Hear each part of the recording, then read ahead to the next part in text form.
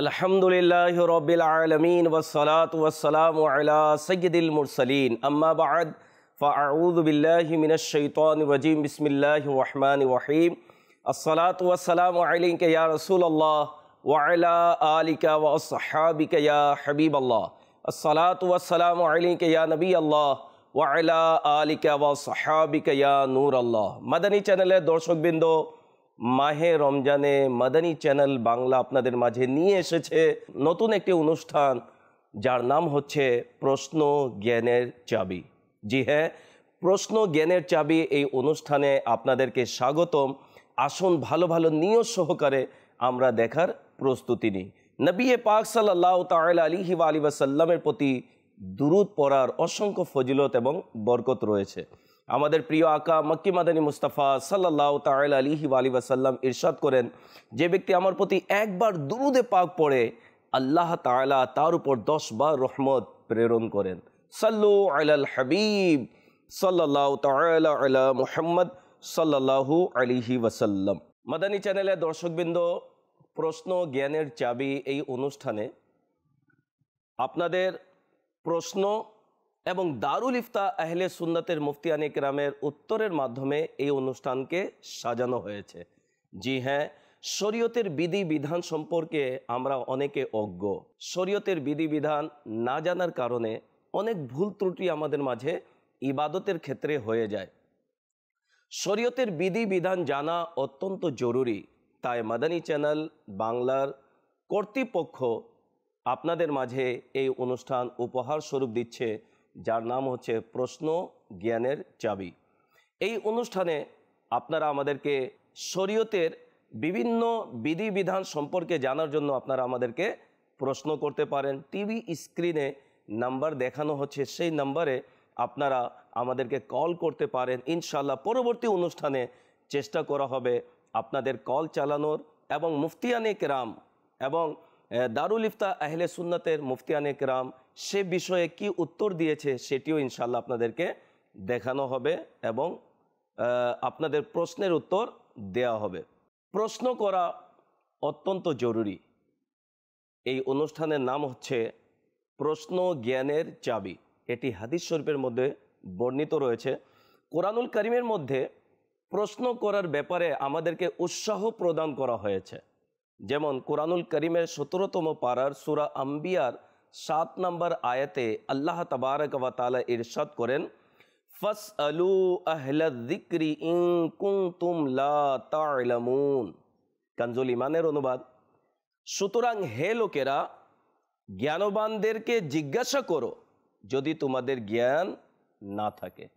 জ্ঞানবানদেরকে জিজ্ঞাসা করা বলা হচ্ছে যাদের জ্ঞান নেই, অজ্ঞতা রয়েছে, জানার জন্য জ্ঞানবানদের কাছে প্রশ্ন করার জন্য এই আয়াতে কারিমার মধ্যে উৎসাহ প্রদান করা হয়েছে। তাফসীর সিরাতুল জিনানে রয়েছে, জানা গেল প্রশ্ন করা জ্ঞান অর্জন করার অন্যতম একটি মাধ্যম।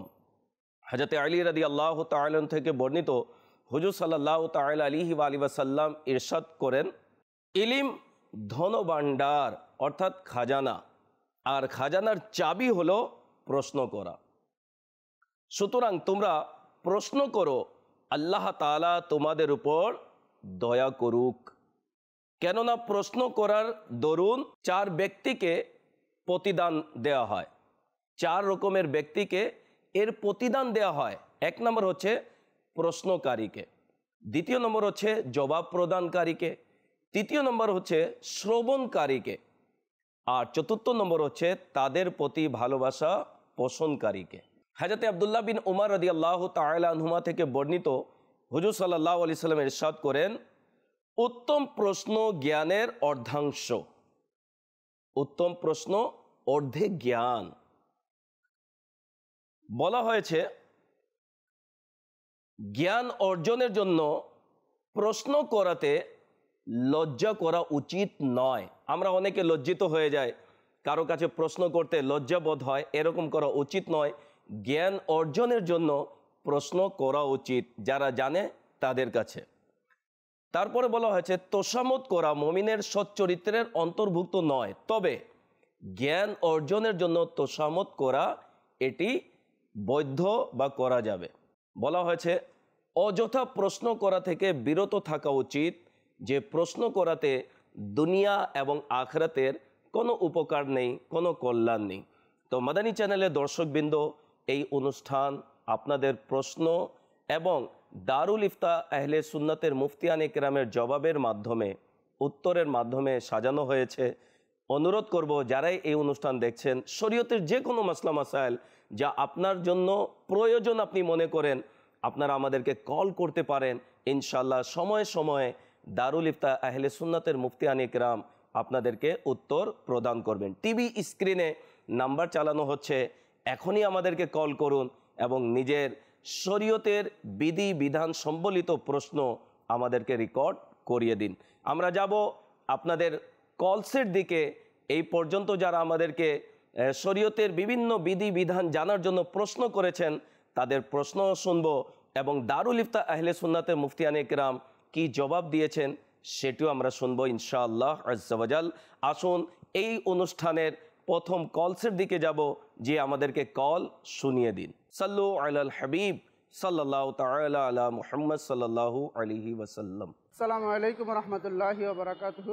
ওয়ালাইকুম আসসালাম ওয়া রাহমাতুল্লাহি ওয়া বারাকাতুহু। হুজুরের কাছে আমার প্রশ্ন হচ্ছে যে রমজানুল মুবারকের যে রোজা, মানে কাজা রোজা, এই রোজা কি আগামী রমজান আসার আগেই কাজা করতে হবে, নাকি জীবনের যে কোনো সময় একবার কাজা করলেই হবে? চমৎকার একটি প্রশ্ন করেছেন। আমাদের অনেকের রোজা কাজা হয়ে গিয়েছে, হয়তোবা এই সম্পর্কে আমাদের ধারণা নেই কাজা রোজা কখন রাখতে হবে, পরবর্তী রমজান কাজা রোজা রাখবো নাকি চলমান ফরজ রোজা রাখবো, সেই সম্পর্কে জ্ঞান থাকা অত্যন্ত জরুরি। ভাই অনেক চমৎকার একটি প্রশ্ন করেছেন, আসুন মুফতি সাহেব কি জবাব দিচ্ছেন আমরা সেটি শুনি। জি মুফতি সাহেব। রমজান শরীফের যে রোজা কাজা হয়ে গেল, কোনো ওজরের কারণে হলো অথবা কোনো ওজর ছাড়াই মাযাল্লাহ রোজা কাজা করে ফেলল, তো সেটাকে কাজা করা অর্থাৎ সেটাকে রাখা, এটা তো ফরজ, এটা তো জরুরি। এখন এটা কোন সময় রাখতে হবে, তো মনে রাখবেন আপনার চেষ্টা এটাই থাকবে যে আগামী রমজান আসার আগে আগেই সে রোজাসমূহের কাজা সম্পন্ন করবে। কেননা এক রেওয়ায়েতের মধ্যে এটা বলা হয়েছে, যাতে যদি রমজানের রোজা কাজা থেকে গেছে অতঃপর পরবর্তী রমজান চলে এসেছে, তো সেই রমজানের রোজা আল্লাহ তাআলা কবুল করবেন না। এটা এই জন্য যাতে মানুষ খুব দ্রুত কাজাগুলো পূরণ করতে পারে। কিন্তু যদি অন্য কোনো কারণে কাজা পূরণ করতে না পারে অথবা ইচ্ছাকৃতভাবে কেউ করলো না, তো এখন পরবর্তী রমজান চলে আসলো, এই রমজানের রোজা রাখাও যেহেতু ফরজ, এখন তারপরেই এটা কাজা করবে যতটুকু সংখ্যা তার বাকি থাকে। আর এটা মনে রাখবেন দর্শক, একটি রোজাও শরীয়তের কোনো ওজর ছাড়া রমজান মাসে ছেড়ে দেওয়া এটা গুনাহের কাজ। মানুষ নিজে নিজেকে জাহান্নামের অন্তর্ভুক্ত করে নেই। চেষ্টা এটা হওয়া দরকার যে রমজান মাসের পরিপূর্ণ রোজাসমূহ রাখতে হবে। এক রেওয়ায়েতের মধ্যে বলা হয়েছে, যদি কেউ একটি রোজা ছেড়ে দেয়, সে যদি সারা জীবনও রোজা রাখতে থাকে, তো সে সেই বরকত হাসিল করতে পারবে না যে বরকত রমজান মাসের মধ্যে রয়েছে, ফজিলত রয়েছে। তো এই জন্য যার কিছু রোজা কাজা হয়ে থেকে যায়, রমজানের আগেই তার কাজাসমূহ পূরণ করে নিন। আর যদি করতে না পারেন কোনো কারণে, তো এখন রমজান শুরু হয়ে গেছে, তো রমজানের গুলোই আগে রাখতে হবে, এগুলোর পরে অতঃপর কাজাসমূহ পূরণ করে নিবে। জি, যিনি আমাদেরকে প্রশ্ন করেছেন মুফতি সাহেব চমৎকারভাবে আমাদেরকে উত্তর প্রদান করেছেন। তো আশা রাখি আপনি নিজের প্রশ্নের উত্তর পেয়ে গিয়েছেন। তো যাদেরই মাহে রমজানের রোজা পূর্বে কাজা হয়েছে, অনুরোধ করব আদায় করে নিন, রোজা রেখে নিন। এটাই আমাদের জন্য কল্যাণকর, এটাই আমাদের জন্য নাজাতের ওসিলা হবে। এবং চমৎকার মুফতি সাহেব সমাধান দিয়েছেন যে আগামী রমজান আসার পূর্বে যেন আমরা পূর্ববর্তী যে কাজা রোজা রয়েছে সেটি যেন রেখে নিই, এবং আমরা যেন পরবর্তী রমজানের রোজা যেন আবার যেন রাখতে পারি, সে সমাধান তিনি আমাদেরকে দিয়েছেন। আমরা যাব দ্বিতীয় কলসের দিকে, যে দ্বিতীয় আমাদেরকে কল শুনিয়ে দিন। আসসালামু আলাইকুম রহমতুল্লাহি ওয়া বারাকাতুহু। ওয়ালাইকুম আসসালাম রহমতুল্লাহি ওয়া বারাকাতুহু। জি ভাই। মুফতি সাহেবের কাছে আমার প্রশ্ন হচ্ছে, কোনো মহিলা কি অন্যান্য মহিলাদেরকে নিয়ে ঘরে তারাবি নামাজ পড়াইতে পারবে?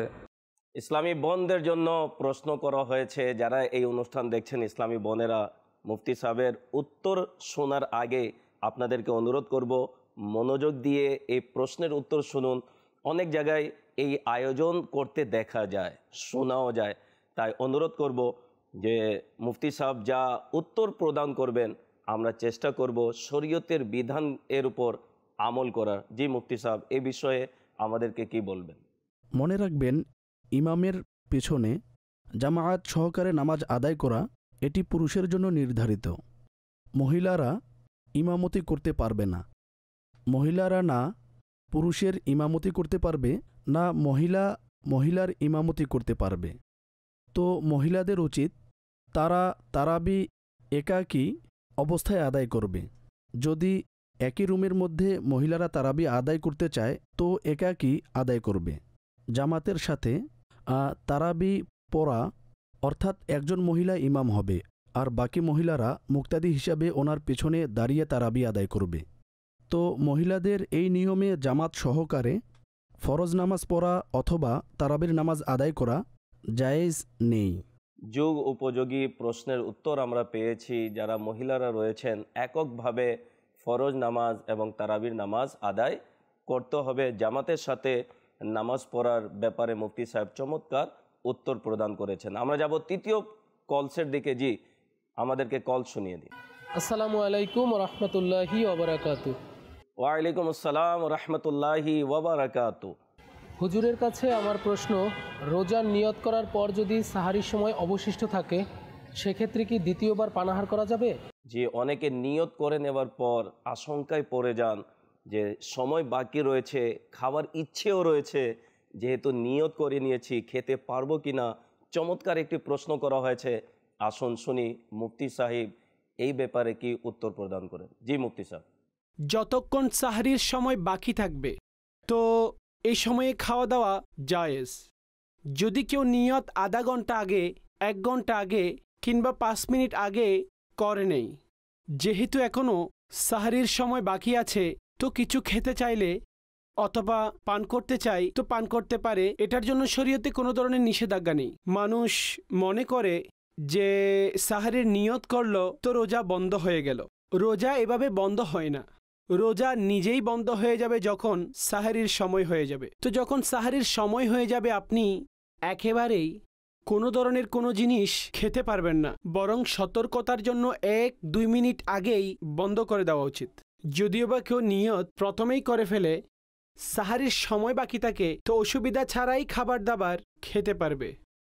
চমৎকার প্রশ্নের উত্তর দিয়েছেন মুফতি সাহেব। এবং যারা নিয়ত করে নেওয়ার পর সময় বাকি থাকে সেহরির, খাবার ইচ্ছেও থাকে কিন্তু আশঙ্কায় পড়ে যান নিয়ত যেহেতু করে নিয়েছি খেতে পারবো কিনা, সমাধান পেয়ে গিয়েছেন। সময় যদি থাকে সেহরির, খাবার ইচ্ছে যদি হয় তাহলে খেতে পারেন। তবে এখানে মুফতি সাহেব একটি পরামর্শ দিয়েছেন 2-3 মিনিট আগে যেন আমরা সেহরি খাওয়া বন্ধ করে দিই, যাতে করে আমাদের সময়ের ভিতরে যেন আমরা সেহরি বন্ধ করে দিই। যেভাবে সুবহে সাদিক যখন হয়ে যায় তখনই সেহরির ওয়াক্ত এমনিতে শেষ হয়ে যায়। মাশাআল্লাহ, অনেক চমৎকার মুফতি সাহেব আমাদেরকে জবাব দিয়েছেন। আল্লাহ তাআলা আমাদেরকে আমল করার তৌফিক দান করুক। জি, পরবর্তী কল চালিয়ে দিন। আসসালামু আলাইকুম।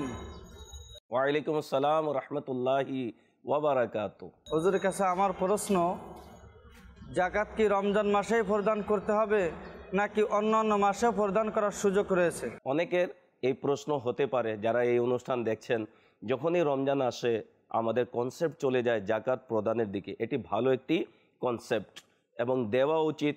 জাকাত যাদের উপর ফরজ হয়েছে তখন জাকাত আদায় করে দেওয়া উচিত। তবে শুধু রমজানে কি জাকাত প্রদান করা হবে নাকি অন্যান্য মাসেও আমরা জাকাত দিতে পারবো?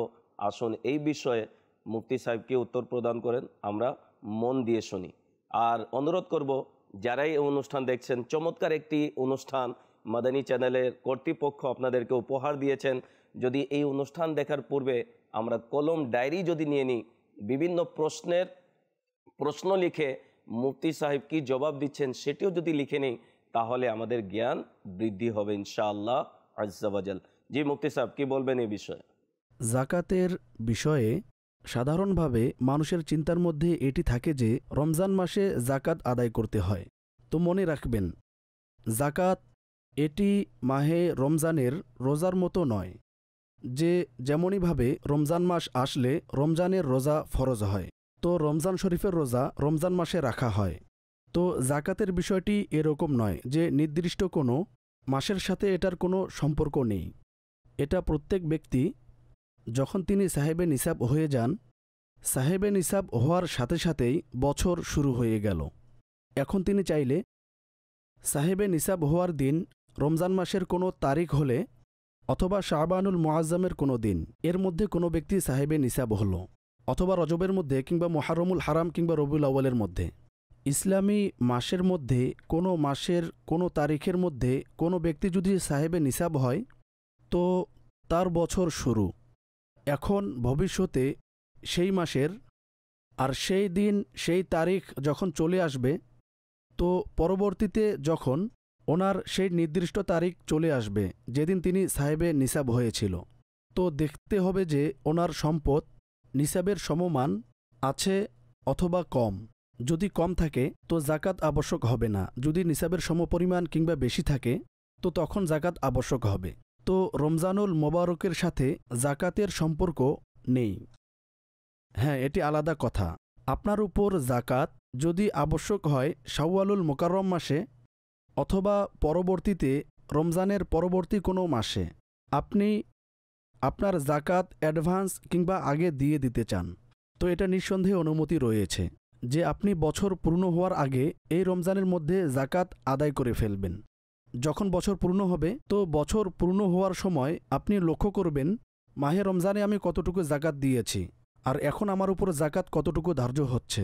যদি আপনি মাহে রমজানে যতটুকু জাকাত দিয়েছিলেন তা এই মুহূর্তের হিসাব থেকে কম হয়, তাহলে যতটুকু কম হয় তা পূরণ করে দিন। আর যদি বেশি হয়ে যায়, জাকাত দিতে হবে কম কিন্তু আপনি ৫-১০ হাজার টাকা বেশি দিয়ে দিয়েছিলেন জাকাতে, তো যা অতিরিক্ত আদায় করেছেন তা পরবর্তী বছরের জাকাতের সাথে আপনি সংযুক্ত করতে পারেন। এমনিতে যারা মাহে রমজানে জাকাত আদায় করে নিঃসন্দেহে এটি একটি ভালো আমল। মাহে রমজানে নেক আমলের সওয়াব বেড়ে যায়। কিন্তু যদি কারো জাকাত রজব মাসে অথবা শাবান মাসে আবশ্যক হয় আদায় করা, এখন তিনি রমজানের অপেক্ষা করছেন যে আমি রমজানে আদায় করব, তো জাকাত ফরজ হওয়ার পরে এখন বিলম্ব করাটা মূলত জায়েজ হবে না। জি, মাদানী চ্যানেলের দর্শকবৃন্দ, একটি প্রশ্নের উত্তরে মুফতি সাহেব অনেকটি প্রশ্নের উত্তর আমাদেরকে দিয়েছেন। হয়তোবা এই সকল প্রশ্ন আমাদের মাঝে অনেক সময় থাকে যে জাকাত আমি অগ্রিম দিতে পারবো কি পারবো না, তারপরে জাকাত যদি আমি অতিরিক্ত দিয়ে দিয়েছি তো আগামীর জন্য এটি জাকাত আদায় হবে কিনা। মাশাআল্লাহ, চমৎকারভাবে বিস্তারিত মুফতি সাহেব উত্তর প্রদান করেছেন। আশা রাখি যে ইসলামী ভাই আমাদেরকে প্রশ্ন করেছেন নিজের উত্তর পেয়ে গিয়েছেন এবং আপনার মাধ্যমে মাদানী চ্যানেলের দর্শক যারা রয়েছেন তারাও বুঝে নিয়েছেন যে মাহে রমজান জাকাত দেওয়ার জন্য শর্ত নয়, শর্ত হচ্ছে যেদিন নেশাব পরিমাণ সম্পদ আমার কাছে এসেছে 1 বছর অতিবাহিত হওয়ার পর সেই দিন থেকে সে দিন থেকেই আমাদের জাকাত ফরজ হবে আদায় করার। মাশাআল্লাহ, মুফতি সাহেব অনেক চমৎকার উত্তর প্রদান করেছেন। জি, পরবর্তী কল চালিয়ে দিন। আসসালামু আলাইকুম রহমতুল্লাহি ওয়া বারাকাতুহু। ওয়ালাইকুম আসসালাম ওয়া রাহমাতুল্লাহি ওয়া বারাকাতুহু। জি ভাই। আমার নাম শরীফুল ইসলাম, মাশাআল্লাহ। আমার বাসা নীলফামারী। হুজুরের কাছে একটা প্রশ্ন হচ্ছে, জাকাত কি সম্পদের উপর ধার্য হবে নাকি সম্পদ দ্বারা উপার্জিত বস্তুর উপর? চমৎকার একটি প্রশ্ন। অনেক ব্যবসায়ী ভাই রয়েছেন, তো তাদের প্রশ্ন এটি থাকে যে আমার সম্পদের উপর জাকাত হবে নাকি বস্তু যে সকল জিনিসপত্র রয়েছে তার উপর জাকাত হবে। আসুন এই প্রসঙ্গে মুফতি সাহেব কি জবাব দেন আমরা মনোযোগ দিয়ে শুনি এবং চেষ্টা করি সেটি নোট করে রাখার। জি মুফতি সাহেব। জাকাতের বিষয়ে যখন কোনো প্রপার্টি নিয়ে প্রশ্ন করা হয় তো আমরা আপনার কাছ থেকে প্রশ্ন করব, এখন সেই দোকান সে জায়গা আপনি কোন নিয়তে ক্রয় করেছেন। যদি কেনার সময় বিক্রি করার চিন্তা ছিল, অতঃপর এই পুরো প্রপার্টির উপরে, প্লটের উপরে, দোকানের উপরে, জায়গার উপরে তার যে আসল মূল্য রয়েছে তার উপর জাকাত প্রতি বছর ধরে আবশ্যিক হতে থাকবে। আসল মূল্য অর্থাৎ সে বছর যেটা তার ভ্যালু হবে সে অনুযায়ী তার জাকাত আদায় করতে হবে। আর আপনি প্রপার্টি নিয়েছেন এজন্য যে এটাকে ভাড়া দিবেন, যেমনিভাবে প্রশ্ন দ্বারা পরিষ্কার যেখান থেকে ইনকাম হচ্ছে। তো এটি ব্যবসায়িক নিয়তে অর্থাৎ বিক্রি করার জন্য নয়, আপনি এটাকে ভাড়া দেওয়ার জন্য ক্রয় করেছেন। তো আপনি ভাড়ায় যে দোকান দিয়েছেন, ভাড়ায় যে জায়গা দিয়েছেন, সেখান থেকে যে ভাড়া আপনি পাচ্ছেন, তো দেখবেন সেই ভাড়া সংরক্ষণ করা হচ্ছে, জমা করা হচ্ছে, অথবা ঘরে বিভিন্ন কাজে খরচ করা হচ্ছে। যদি সেটা খরচ হয়ে থাকে তো না ভাড়ার উপর জাকাত, তো না প্রপার্টির উপরে জাকাত দিতে হবে। আর যদি সে ভাড়া জমা করা হয়, অতঃপর যখনই এটা জাকাতের জন্য 1 বছর পূর্ণ হবে, তো সে সময় দেখতে হবে সেই ভাড়া নিজেই নিসাব পর্যন্ত পৌঁছে নাকি অন্যান্য সম্পদের সাথে পুরো নিসাবওয়ালা শর্ত তার উপর পরিপূর্ণ হয়ে যায়। তো এখন এই সবগুলোর উপরে জাকাত আদায় করা আবশ্যিক হয়ে যাবে। আর যদি ভাড়া আসে আর তার নিত্য প্রয়োজনসমূহে খরচ হয়ে যায়, তো তখন এই ধরনের দোকান কিংবা এই ধরনের জায়গায় কোনো ধরনের জাকাত আবশ্যিক হবে না, না ভাড়ার উপরে না ওই প্রপার্টির উপরে। প্রপার্টির উপরে জাকাত তখনই আবশ্যিক হবে যখন ব্যবসায়িক নিয়তে অর্থাৎ বিক্রি করার জন্য এটাকে ক্রয় করা হয়। তো এই অবস্থায় বছর ধরে এটার উপর জাকাত আবশ্যিক হয়। কত সুন্দরভাবে মুফতি সাহেব জবাব দিয়েছেন। আশা রাখি বিস্তারিত আমরা জেনে গিয়েছে। অনেকে শরীয়তের বিধি বিধানের ক্ষেত্রে শয়তানের কুমন্ত্রণায় পড়ে যায় যে অনেক কঠোরতা। না, শরীয়ত যে বিধান আমাদেরকে দিয়েছে এটি আমাদের জন্য রহমত স্বরূপ, কল্যাণ স্বরূপ। এবং জাকাতের বিধান যে এখন মুফতি সাহেব আমাদেরকে বলেছেন, কত সুন্দরভাবে ডিটেলস বলে দিয়েছেন কোন বস্তুর উপর জাকাত হবে, কোনটির উপর হবে না, কোন প্রপার্টির উপরও হবে, কোন প্রপার্টির উপর হবে না, বিস্তারিত তিনি জবাব দিয়েছেন। যাব পরবর্তী কলের দিকে। জি, শুনিয়ে দিন। আসসালামু আলাইকুম ওয়া রাহমাতুল্লাহি ওয়া বারাকাতুহু। ওয়ালাইকুম আসসালাম ওয়া রাহমাতুল্লাহি ওয়া বারাকাতুহু। হুজুরের কাছে আমার প্রশ্ন, যার নিকট 2 ভরি স্বর্ণ আছে এবং যার নিকট 1 ভরি রূপা আছে, তার কি জাকাত দেওয়া ফরজ? চমৎকার একটি প্রশ্ন, যুগ উপযোগী। এবং প্রায় মাহে রমজানে আমরা জাকাত বের করে থাকি, তবে নেশাব পরিমাণ সম্পদ অনেকের থাকে না। কিন্তু আমার ভাই যে প্রশ্ন করেছেন, এই প্রশ্ন হিসেবে অনেকের কাছে 2 ভরি স্বর্ণ, 1 ভরি রৌপ্য রয়েছে। এখন জাকাতের বিধান কি? আসুন মুফতি সাহেব থেকে শুনি। জি মুফতি সাহেব। কোনো ব্যক্তির কাছে যদি 2 তোলা স্বর্ণ থাকে এবং 1 তোলা রূপা থাকে, তো দেখবেন প্রকাশ্যভাবে উভয়ের মধ্যে যে কোনো মাল আপন নিসাবে যদি না পৌঁছে, অর্থাৎ স্বর্ণের নিসাব হলো 7.5 তোলা স্বর্ণ আর রূপার নিসাব হলো 52.5 তোলা রূপা। আর এখানে যে প্রশ্ন করা হয়েছে তা হলো 2 তোলা স্বর্ণ আর 1 তোলা রূপা, উভয়ের মধ্য হতে কোনোটির নিসাব পূর্ণ হয়নি। কিন্তু এটা সত্ত্বেও এগুলোর উপর জাকাত আদায় করা আবশ্যক হবে। স্বর্ণ যদি শুধুমাত্র স্বর্ণ হয়, রূপা তার সাথে মিলিত না থাকে, প্রাইস বন্ড না থাকে, কারেন্সি না থাকে, তখন স্বর্ণ 7.5 তোলা হওয়াটা জরুরি।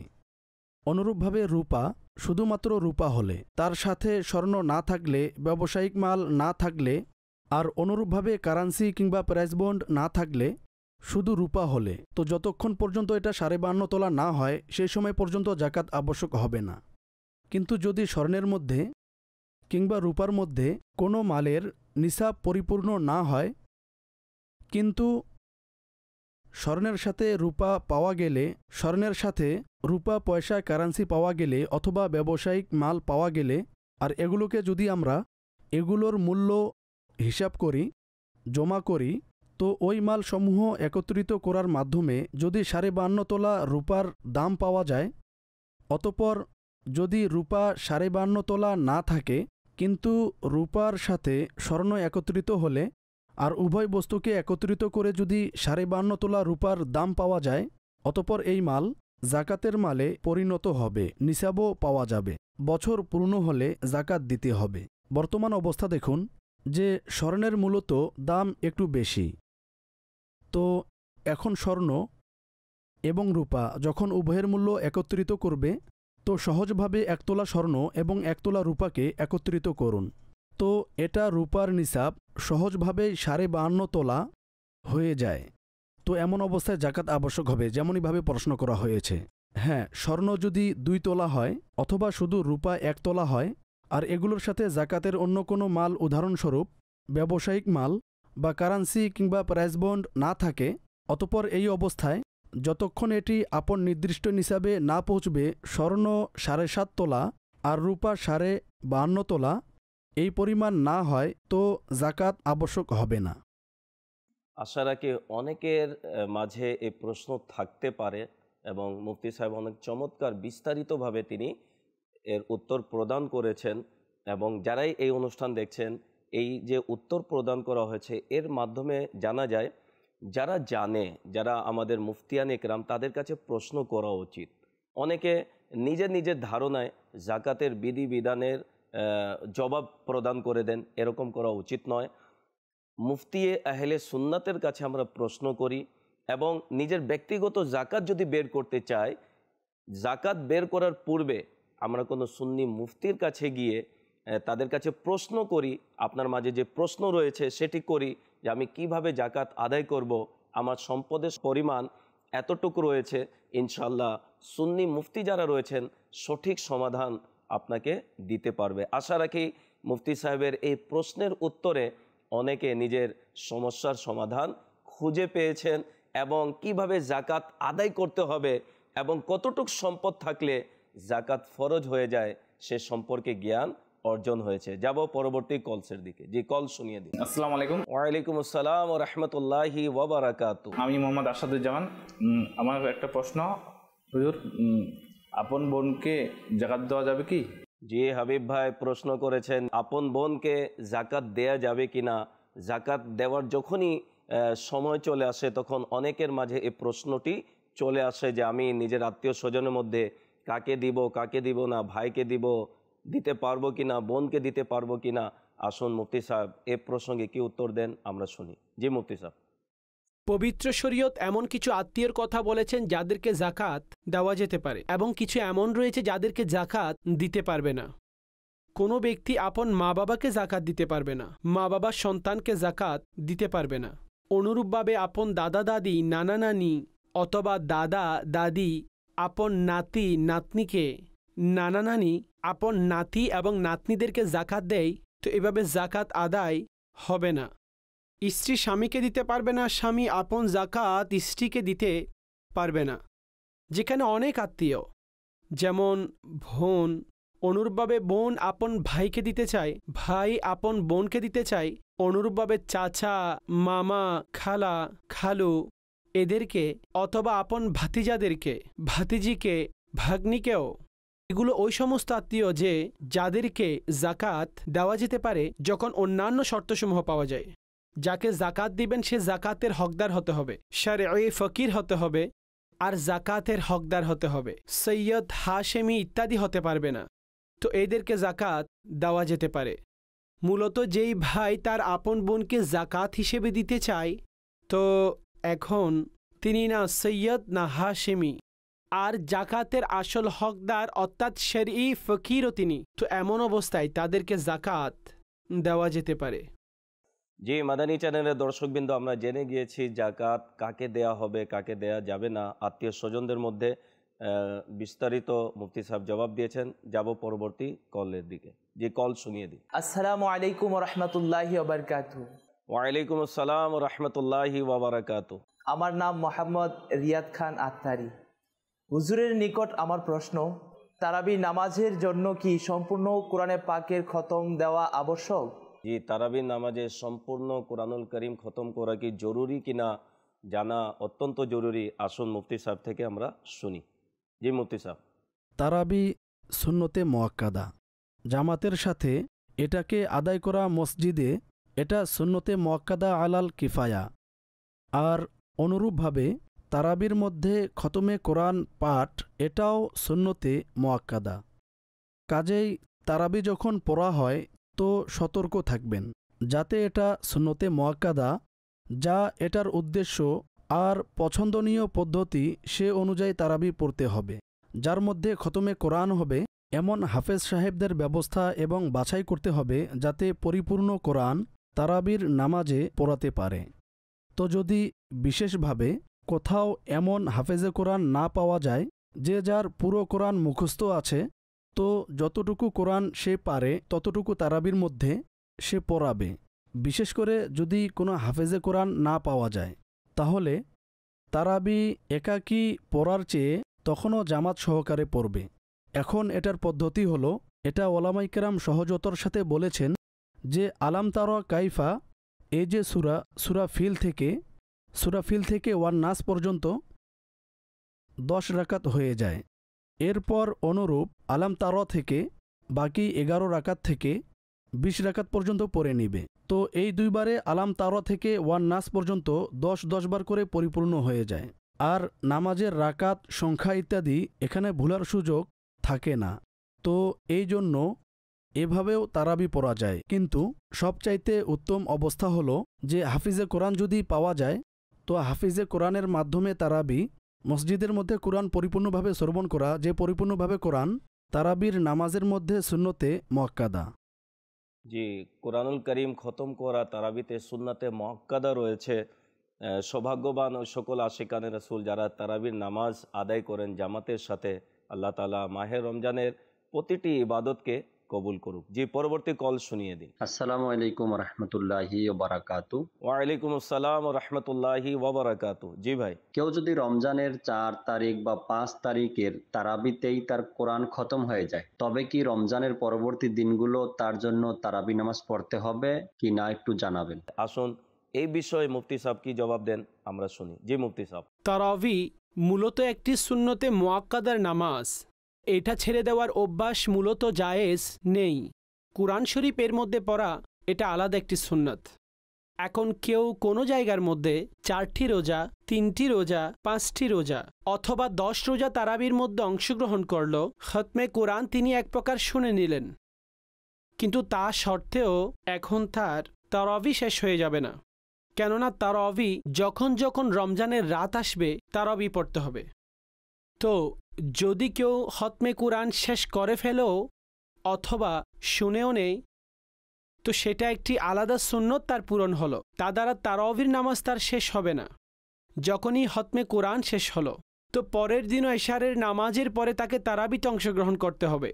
যেভাবে হোক কোনো মসজিদে জামাতের সাথে ইহতিমামের সাথে, আর যদি জামাতও সে না পায় অথবা তারাবির নামাজ তারা জামাতে আদায় করল না, তারপরেও তাকে তারাবি মূলত পড়তে হবে। তারাবিকে এভাবে ছেড়ে দেওয়া, এভাবে বলা যে পিছনে 20 দিন পরে তারপর ছেড়ে দিব, 25 দিন পরে তারাবি ছেড়ে দিব, আমরা খতমে কোরআন শুনে নিয়েছি, এটা জায়েজ নয়। এমন লোক গুনাহগার হবে। 27 তারিখে প্রায় সকল মসজিদে কোরআন শেষ হয়ে যায়। তো মসজিদের ইমাম সাহেব কি এটা বলে যে কালকে থেকে তারাবি হবে না যেহেতু খতম শেষ হয়ে গেছে? তো কখনো এমনটা হবে না। ইমাম সাহেবকে পড়াতে হবে। পরবর্তী 2 দিন অথবা 3 দিন মসজিদের মধ্যেও তো শেষ হয়ে যায়। এই হুকুম সবার জন্য যে যদি কোথাও খতমে কোরআনে পাক আপনি শুনে নিয়েছেন অথবা নিজেই পড়ে নিয়েছেন, তারাবি ওনাকে প্রত্যেকটি রাতের মধ্যেই রমজানের রাতসমূহে পড়তে হবে। আমরা যারা সাধারণ লোক রয়েছি আমাদের ধারণা কনসেপ্ট কিন্তু এটাই, যখন 27 তারিখে লাইলাতুল কাদরের রাত্রে তারাবির নামাজে কোরআনুল করিমের তিলাওয়াত যখন খতম হয়ে যায়, অনেকে মনে করে এখন তারাবি পড়া আর যাবে না। মাআযাল্লাহ মুফতি সাহেব বিস্তারিত বুঝিয়ে দিয়েছেন, রমজান যেহেতু রয়েছে তারাবি আদায় করতে হবে। এবং আমার ভাই যে প্রশ্ন করেছিলেন সেটিও উত্তর দেওয়া হয়েছে। জি, পরবর্তী কল শুনিয়ে দিন। আমার নাম মোহাম্মদ কামরুল ইসলাম। হুজুর নিকট আমার প্রশ্ন হলো, একবার জাকাত প্রদত্ত সম্পদের পরবর্তী বছরও কি সেই সম্পদের জাকাত প্রদান করতে হবে? জি, দয়া করে উত্তর ইরশাদ করুন। জি মাশাআল্লাহ, অনেক সুন্দর একটি প্রশ্ন করা হয়েছে। একবার যখন জাকাত বের করে দেওয়া হয় তখন দেখা যায় অনেকে চিন্তার মধ্যে পড়ে যান যে আগামী বছর আবার দিতে হবে, অর্থাৎ যতদিন এই সম্পদ আমার কাছে রয়েছে প্রতি বছর কি দিতে হবে কি হবে না। আসুন মুফতি সাহেব থেকে সেই উত্তর আমরা জেনে নিই। জি মুফতি সাহেব। যে মালের উপর আপনি জাকাত দিয়েছেন, তো দেখুন জাকাত বছরে একবার দিতে হয়।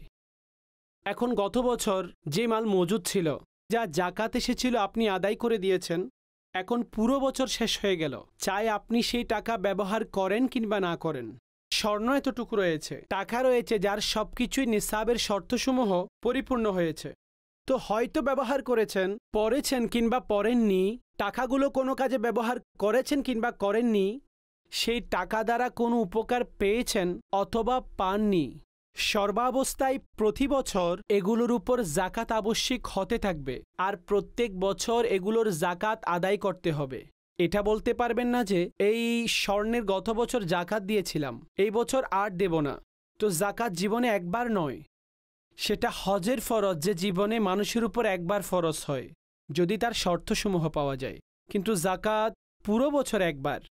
মাঝখানে যদি 6 মাস পূর্বে আপনি এগুলোর জাকাত দিয়ে থাকেন, তো আপনার কাছে এভাবে চাওয়া হবে না যে যেহেতু বছর পূর্ণ হয়েছে এটার আরও জাকাত বের করে দিন।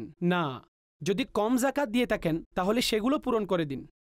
কিন্তু দেননি পুরো বছর এগুলোর জাকাত, তাহলে আমার সম্মানিত দর্শকবৃন্দ, যখনই বছর পূর্ণ হবে এগুলোর উপর জাকাত আবশ্যিক হয়ে যাবে। অনুরূপভাবে মানুষ তাদের কাছে প্রাইস বন্ড বছরের পর বছর রাখে, আর স্বর্ণ অলঙ্কারও রাখে। এগুলো মানুষ বছর ধরে নিজেদের কাছে সংরক্ষিত রাখে। তো খুব সহজে একবার জাকাত আদায় করে ছুটে যাবেন এমনটা নয়, তাকে প্রত্যেক বছর এগুলোর জাকাত দিতে হবে। বাকি তার শর্তসমূহ এবং নিসাবের যে বিষয়সমূহ রয়েছে তার সব কিছু দৃষ্টিপাত করা হবে। যে নেশাব পরিমাণ সম্পদ যদি আমাদের কাছে যত বছর থাকে আমাদেরকে জাকাত আদায় করতেই হবে। বিস্তারিত মুফতি সাহেব জবাব দিয়েছেন। যাব পরবর্তী কলের দিকে। জি, কল শুনিয়ে দিন। আসসালামু আলাইকুম রহমতুল্লাহি ওয়া বারাকাতুহু। ওয়ালাইকুম আসসালাম ওয়া রাহমাতুল্লাহি ওয়া বারাকাতুহু। আমার নাম মোহাম্মদ আশিক আহমদ আত্তারি। হুজুরের নিকট একটা প্রশ্ন, যে 1 বছর অতিবাহিত হতেই কি জাকাত দেওয়া ওয়াজিব নাকি বিলম্বেও দেওয়া যাবে? জি, জাকাত যদি 1 বছর অতিবাহিত হয়ে যায় তো 1 বছর অতিবাহিত হয়ে যাওয়ার পরপরই দিতে হবে, নাকি বিলম্ব করলে, দেরি করলে দেয়া যাবে, বা এর বিধান কি? আসুন আমরা মুফতি সাহেব থেকে শুনি। জি মুফতি সাহেব। মনে রাখবেন, জাকাত আদায় যখন বছর পূর্ণ হয়ে যাবে তো জাকাত আদায়ের ক্ষেত্রে কোনো অবস্থায় বিলম্ব করা জায়েজ নেই। যেভাবে সম্ভব হয় বছর পূর্ণ হওয়ার আগেই আমাদেরকে জাকাতের মালের হিসাব করা শুরু করে দিতে হবে। আর যতগুলো মালের জাকাত অনুমান অনুযায়ী হতে পারে, তো বছর পূর্ণ হওয়ার আগে আগে এগুলো আলাদা করা শুরু করে দিন। যখন বছর পূর্ণ হবে তো বিলম্ব ছাড়া জাকাতের আদায় করে দিন। এমনটা হয় যখন আমরা নিজেদের ঘরের মধ্যে কোনো বন্টন করি, তো সে বন্টনে কত টাকা খরচ হবে। যদি আমরা কোনো বিয়ের অনুষ্ঠান অ্যারেঞ্জ করতে যাই তো সেখানে কত টাকা খরচ হবে। মেহমান আসবে তো রান্নাকারী বাবুর্চিদেরকে কতটুকু দিতে হবে অ্যাডভান্স, অতঃপর বাকি সমূহ দেওয়ার সময় কিভাবে দেয়া যায়। তো আমরা আমাদের কোনো বিয়ে কিংবা আকিকার অনুষ্ঠান করতে গেলে অনেক ইভেন্ট আমাদের জীবনে এমন আসে, আমরা প্রথম থেকে এগুলোর অ্যামাউন্ট সমূহ অ্যারেঞ্জ করা শুরু করে দেই। তো যখন বাৎসরিক কোনো সাহেবে নিসাবের উপর জাকাত পরিপূর্ণ হওয়ার সময় হয়ে আসে, এখানেই অলসতা পাওয়া যায়। বছর অতিবাহিত হয়ে যায়, অলসতার সাথে বছর পরিপূর্ণ হয়ে যায়, জাকাত আদায়ের দিকে দৃষ্টি দেয়া হয় না। মনে রাখবেন প্রিয় ইসলামী ভাইয়েরা, যখন জাকাতের বছর পূর্ণ হতে থাকে এটার পূর্বে আমাদেরকে সতর্ক থাকতে হবে। এটা ছেলেদের জন্য হুকুম, মেয়েদের জন্যও হুকুম। যে ছেলে কিংবা মেয়ের উপর জাকাত আবশ্যক হচ্ছে, তো জাকাত আদায়ের ক্ষেত্রে বছর পূর্ণ হবার সাথে সাথেই কোনো বিলম্ব ছাড়াই জাকাত যেন আদায় করে দেয়। বিলম্বকারী জাকাত আদায়ের ক্ষেত্রে গুনাহগার হয়ে যায়। মূলত কোনো ব্যক্তি জাকাত তো আদায় করছে, কিন্তু সে সপ্তাহ জুড়ে মাসে মাসে বিলম্বের শিকার হয়, তো যেন আল্লাহ তাআলার বারগাহে তওবা করে তাড়াতাড়ি দ্রুততার সাথে জাকাত আদায় করে দেয়।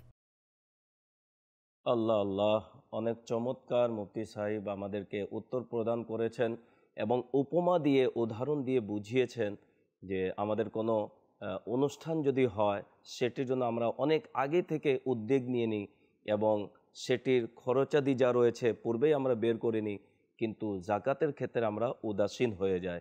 মাস চলে যায়, অতিবাহিত হয়, জাকাত বের করার ক্ষেত্রে আমাদের ধ্যান ধারণা থাকে না, চিন্তাধারা থাকে না, বিদায় অনেকে গুনাহগার হয়।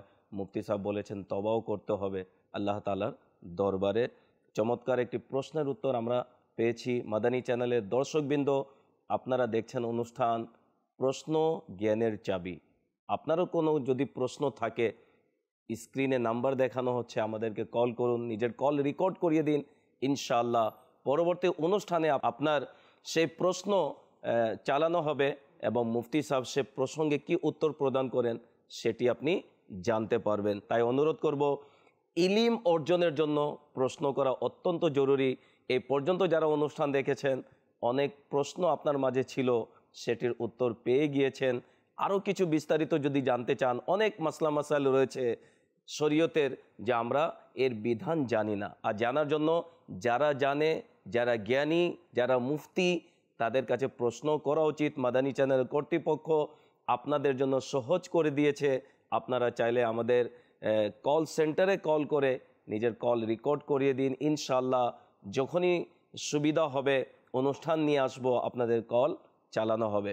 একটি মাত্র কল রয়েছে, যেহেতু সময়ও শেষের দিকে, এই কলটি আমরা নিব, এরপরে মুফতি সাহেবের জবাব শোনার পর আপনাদের থেকে বিদায় নেবার চেষ্টা করব। জি, কল শুনিয়ে দিন। আসসালামু আলাইকুম ওয়া রাহমাতুল্লাহি ওয়া বারাকাতুহু। ওয়ালাইকুম আসসালাম ওয়া রাহমাতুল্লাহি ওয়া বারাকাতুহু। মুফতি সাহেবের কাছে আমার একটা প্রশ্ন হলো, যাকাত দেওয়ার সময় যাকাত বলে দেওয়া এটা কি জরুরি? আসুন মুফতি সাহেবের সেই উত্তর শুনি। জি মুফতি সাহেব। জাকাত দেওয়ার সময় জাকাত বলে দেওয়া এটার কোনো প্রয়োজন নেই। আপনার অন্তরে নিয়ত রয়েছে যে আমি এই জাকাত আদায় করছি, আপনার জাকাত আদায় হয়ে যাবে।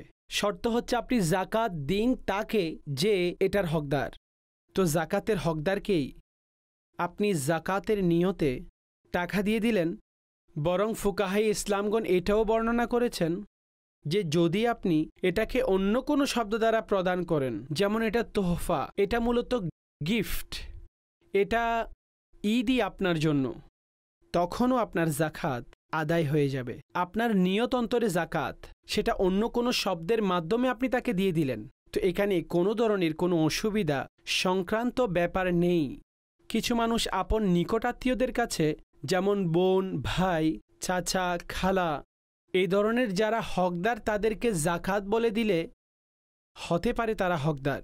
যখন জাকাতের কথা বলে তারা হাত গুটিয়ে নেয়, নিতে চায় না, তো আপনি জাকাত না বলেই তাদেরকে এভাবে দিন। বরং আপনি তোহফা বলেও দিলে আপনার জাকাত আদায় হয়ে যাবে। কত সুন্দর মুফতি সাহেব সমাধান দিয়েছেন। ইসলাম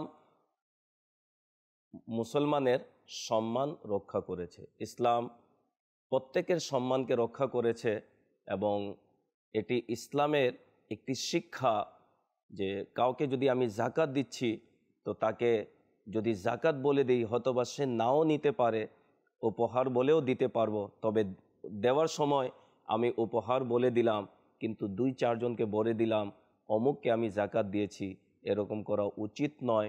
অতি সুন্দরভাবে মুফতি সাহেব উত্তর প্রদান করেছেন। আশা রাখি এই অনুষ্ঠানের মাধ্যমে শরীয়তের অনেক মাসলা মাসাইল, বিশেষ করে জাকাত, তারাবি নামাজ এবং রোজা সম্পর্কে আমরা জানতে পেরেছি। আল্লাহ তাবারাক ওয়া তাআলা আমাদেরকে দ্বীনের ইলম অর্জন করার তৌফিক দান করুক। যারা আমাদেরকে প্রশ্ন করেছেন, আল্লাহ তাআলা প্রত্যেককে উত্তম প্রতিদান দান করুক। সময় হয়েছে বিদায় নেবার। মাহে রমজানে এত সুন্দর একটি অনুষ্ঠান মাদানী চ্যানেল আমাদেরকে দিয়েছে।